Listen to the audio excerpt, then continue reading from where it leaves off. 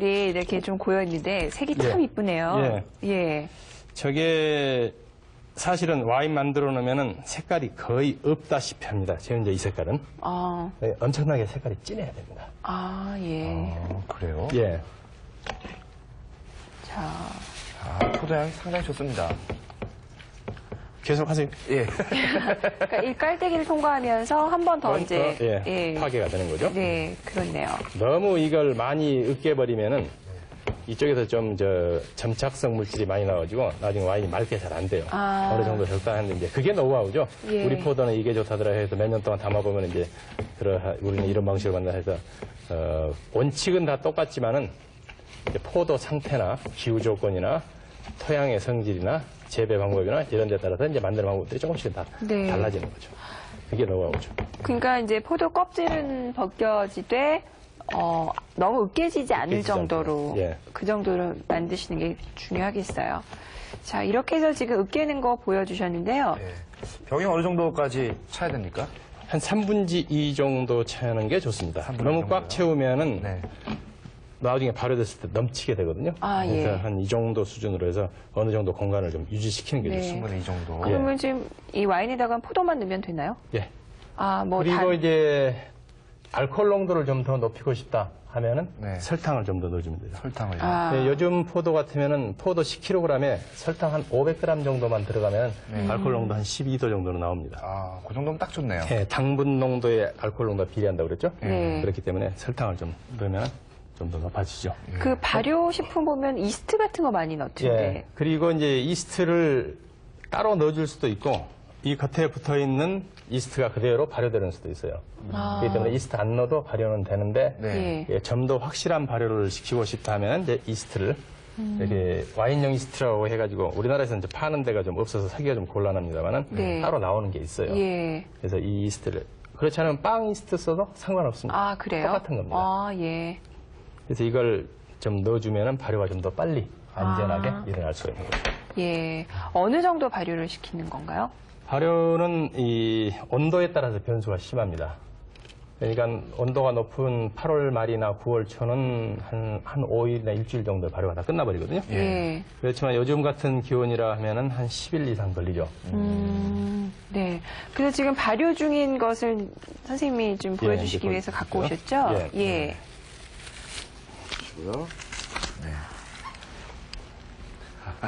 직접. 저렇게 이제 으깨서 이게 화요일 날 담은 지 한 4일 됐습니다. 그러면은 이게 어떻게 되냐면은 층이 분리가 되고 자세히 보시면 거품이 계속 지금 올라오고 있죠. 이게 이제 발효가 된다, 끓어오른다, 뭐 그런 것들이죠. 거품이 계속 이렇게 올라오는 거죠. 껍질이 위로 떠요. 그 씨앗 찌꺼기 밑으로 가라앉고 이걸 집에서 잘 관리를 잘해야 되는 게 그대로 가만 두면은 이 껍질 윗부분에 곰팡이가 깁니다. 그럼 어떻게 해야 됩니까? 그리고 색깔도 우러나오질 않아요. 볼 때마다 이것을 뒤집어서 흔들어줘야 돼요. 좀 흔들어서 이렇게 하면은 껍질에 있는 색깔도 잘 빠져나오고 곰팡이도 안 끼우고 집에서 만들 때 이걸 잘 안 하시기 때문에 색깔이 밉게 나와요. 색깔 얼마나 이쁩니까? 그냥 담아만 두고 있거든요, 집에서는. 그렇죠. 가만 둔단 말이에요. 그리고 이제 뚜껑이 좀 문제가 되는데 이렇게 랩으로 씌워놨다가 발효가 안 일어났을 때 하루 이틀 정도는 그냥 랩이 그대로 있어요. 근데 발효가 진행되면 이게 풍선처럼 부풀어 오를 겁니다. 그때 그냥 바늘로 구멍만 뻥 내주시면은 여기서 공기가 나오고 있으니까 바깥에 공기는 안 들어가요. 처음에는 밀봉 시켰다가 이 랩이 이렇게 풍선처럼 부풀어 오르면 그때 빵 해서 한번 끓여주시면 그게 문제가 없는 거죠. 지금 무슨 거품 색이요? 무슨 딸기 아이스크림. 그렇죠. 거기에 있는 딸기 쉐이크 같은. 그런 색이네요. 참 예쁘네요.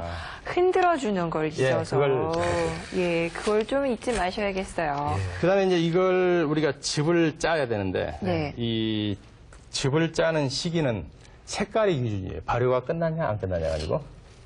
색깔이요? 한번 이렇게 색깔을 봐가지고, 색깔 이 정도면 됐다 하면은 바로 이제 그 즙을 짜야 되는데, 가정에서 이걸 짜기가 상당히 힘들어요. 그래서 제일 간편한 방법은 여기다 스타킹을 씌우는 겁니다. 깨끗이 빨아가지고, 이걸 이 위에다가 이렇게 씌우고 예. 이렇게 해서 따라버리면은 예. 이 사이로 국물이 쭉 빠지죠. 아, 나중에는 이 스타킹만 쥐어짜면은 안에서 국물 다시 한번 나오고 예, 이렇게 하면 아주 간편하게 집에서 만들 수가 있는 거죠. 생각보다 그렇게 어렵지 않습니다. 네, 어렵진 않아요. 예, 이 스타킹이 이제 워낙 촘촘하니까 거름망인데 촘촘한 여과 거. 작용까지 다 그렇죠. 해요. 저는 포도주, 집에서 만드는 이 포도주 생각해서 뭐 소주나 예. 이런 걸 좀 넣는 줄 알았는데 네. 전혀 그게 아니네요. 알코올이 자동으로 생기니까 소주 넣을 줄 필요는 없죠. 설탕주들만 잘만 예. 하면은 근데 이제 네. 가정에서 너무 설탕을 많이 넣어요. 네. 그러면은 당도가 워낙 높아지니까 이스트들이 또 못 자랍니다. 당도가 너무 높아도. 예. 그러다 보니까 반은 발효되고 반은 발효 안 되고 예. 나중에 만들어 놓은 맛이 달죠.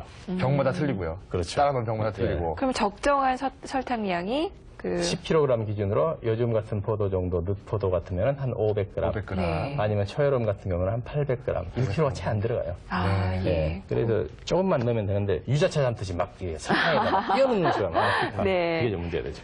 그럼 이제 그 다음 단계를 보시죠. 네, 제가 네. 들어드릴까요?